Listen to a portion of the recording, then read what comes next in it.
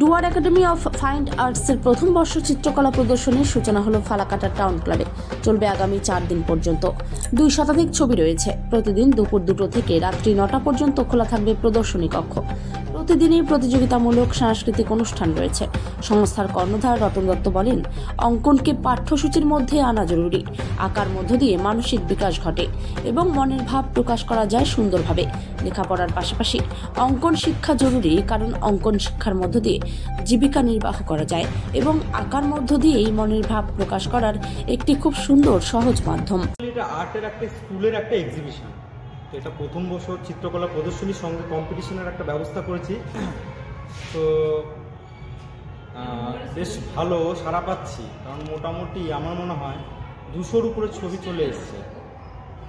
তো ছবি খুব সুন্দর হয়েছে। তো প্রচুর লোকজন দর্শনার্থী আসছে, দেখছে। এটা কদিনের এই চিত্রকলা প্রদর্শনী? 4 দিন ব্যাপী করছি। এবং তার মধ্যে অন্য কোনো আর কি প্রতিযোগিতামূলক আছে? প্রতিযোগিতা আছে, ওপেন কম্পিটিশন। সবাই যে কেউ ওখানটা অংশগ্রহণ করতে পারে। এটা কি প্রত্যেক দিনই হবে? না, প্রত্যেক দিন কম্পিটিশন হবে না, ওটা একদিনই হবে। 4 তারিখ 10:30 থেকে। আর লাস্টের দিন পুরস্কার বিতরণ? লাস্টের দিন পুরস্কার। আচ্ছা, এখান থেকে যদি কারো ছবিগুলো যদি কারো পছন্দ আছে, সেটাকে সে যদি কিনতে চায়, তারও কি ব্যবস্থা আছে? অবশ্যই আছে।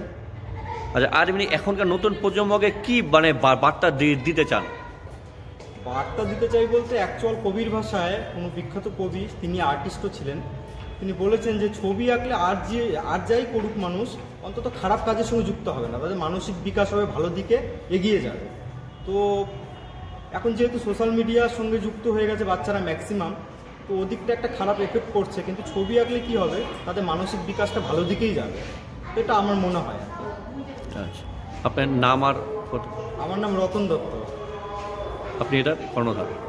আমি এখানকার কর্ণধার, উদ্যোক্তা। সঙ্গে আমার মিসেস দীপিকা দত্ত। আর আমাদের এই স্কুলের নাম হচ্ছে Dooars academy of fine arts. আচ্ছা, উনিও তো আর্ট শেখান? উনিও আর্ট শেখান।